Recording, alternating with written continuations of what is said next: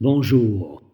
Nous avons la chance de vivre sur une planète des plus merveilleuses, où la vie abonde quasiment à l'infini, suivant en cela les lois physiques de la nature, que nous découvrons progressivement grâce à l'esprit curieux de scientifiques et aussi d'amoureux de la nature passionnés par l'observation de ces merveilles. C'est en tant qu'une de ces personnes qui aiment sentir la nature et se connecter avec elle que je m'adresse à vous aujourd'hui. Depuis mon plus jeune âge, j'ai été fasciné par les beautés complexes et les dessins intrinsèques de la nature. Quiconque aime faire de longues promenades en forêt et n'importe où ailleurs où l'on peut s'émerveiller devant la magnificence du monde naturel, la résilience incroyable et l'intelligence innée de la faune et de la flore, est animé par la même admiration inlassable de la façon dont la nature s'y prend pour créer des espèces étonnantes capables de se perpétuer au fil de millions d'années. Comparativement à ce que la vie a édifié, et malgré toutes nos belles réalisations technologiques, notre jeune civilisation est affligée d'un orgueil démesuré et d'une certaine myopie intellectuelle. La plupart d'entre nous savent intuitivement que notre voie actuelle d'exploitation outrancière des ressources autrefois abondantes de cette planète nous mène vers un avenir sombre, un effondrement environnemental mondial et même une possible extinction des formes de vie les plus complexes. Il y a quelque chose qui cloche dans les perceptions communes fondamentales guidant nos choix et nos actions de tous les jours. Plusieurs pays possèdent des armes capables d'anéantir toute vie en quelques minutes de folie nucléaire. Nous sommes la seule espèce qui peut à la fois créer les formes d'art les plus pures et les plus enchanteresses, exprimant l'extraordinaire richesse d'intelligence et de sensibilité dont notre âme est capable, et les instruments de sa propre destruction, de crainte d'être conquis et dominé par un quelconque ennemi. Aucune des religions, philosophies et doctrines sectaires, nées des tentatives de quelques visionnaires pour donner un sens à l'existence et à ses profonds mystères, n'a réussi à créer une vision commune de notre place et de notre rôle dans la nature. La cacophonie de théories contradictoires et souvent discordantes sur qui nous sommes, sur le but de l'existence et sur ce qui nous arrive à la fin de quelques décennies de vie constitue une source de confusion vertigineuse pour l'esprit qui tente de trouver des grains de vérité dans ce méli-mélo de croyances et d'ignorance. Adolescent, je me suis rendu compte que rien de ce que la société m'enseignait n'était une source d'information fiable et que je devais mettre de côté tout ce que j'avais appris pour rechercher mes propres vérités qui allaient progressivement devenir le fondement du personnage humain que je façonnais. Faire moi-même l'expérience des choses, en particulier lorsqu'il s'agit de découvrir la vraie nature de la conscience consciente, observant tout à travers mes sens physiques et m'orientant subtilement dans la bonne direction grâce à la petite voix insistante de mon intuition, est devenue l'assise de qui je suis. À l'aide tout d'abord de substances psychotropes, puis en explorant régulièrement par la méditation les recoins les plus profonds de mon esprit, j'ai peu à peu trouvé ma voie vers une compréhension plus éclairée de ce à quoi sert la vie et de ce que je suis venu faire et être ici. M'aligner sciemment avec qui je suis vraiment m'a permis de créer un canal ouvert avec la source. Ce mot étant un substitut générique du mot Dieu, englobant le mystère insondable de cette présence universelle dont l'esprit infiniment intelligent s'est exprimé à travers des milliards et des milliards de planètes foisonnant de vie, dans des milliards et des milliards de galaxies, aussi loin que le télescope Hubble arrive à voir. En acceptant de mieux en mieux de suivre la guidance que je sens d'instant en instant quant à ce que je dois penser, écrire, dire, faire et surtout être. Je suis devenu de plus en plus à l'écoute du pilote automatique naturel, déterminant les comportements et l'évolution de toute vie sur cette planète, une parmi d'innombrables autres.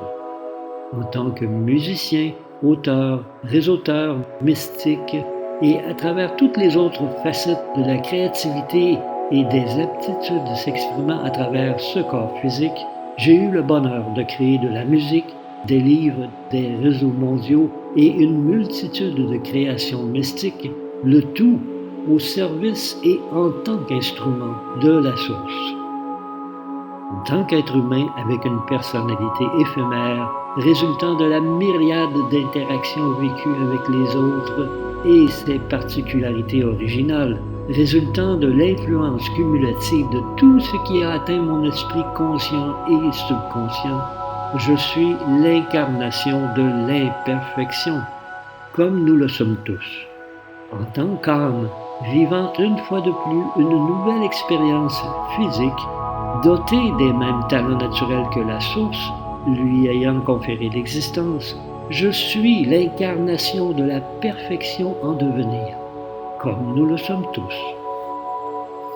Grâce à l'ancienne vitalité vibratoire de cette âme, forgée à travers d'innombrables incarnations dans des véhicules physiques et autant de séjours dans le royaume dimensionnel de la lumière entre les vies, je peux ressentir en un clin d'œil un état de félicité aussi profond et extatique que l'on peut imaginer les anges sentir quand ils sont vibratoirement proches de la lumière de la source.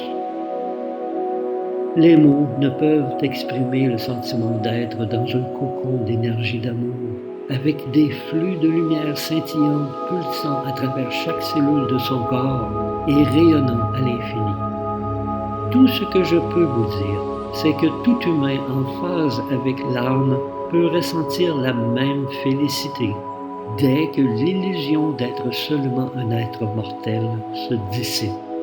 C'est le changement de perspective le plus fondamental que l'on puisse vivre sur cette planète. Ce changement est notre seul moyen d'éviter l'autodestruction en tant qu'espèce. C'est le cœur de mon message aujourd'hui pour vous. Dès que l'on sent au plus profond de soi notre unité avec tout ce qui est, comment pourrait-on souhaiter faire du mal à toute expression vivante de la source, qu'il s'agisse d'une minuscule créature ou d'un autre véhicule humain pour une âme faite de la même étoffe que la sienne? S'il y a tant de souffrances sur terre, tant de destructions insensées, de violence, de haine, c'est parce que pratiquement chaque être humain est en proie à une puissante illusion et ignore totalement qui il ou elle est. Dissiper cette illusion demande du temps, de la réitération et un amour patient. Nous sommes en voie d'y arriver. Nous allons réussir. Nous nous éveillons. Parce que je sais que le seul moyen d'apprendre vraiment quelque chose est d'en faire directement l'expérience, tout comme lorsque vous avez appris pour la première fois ce qui se passe lorsque vous touchez quelque chose de brûlant.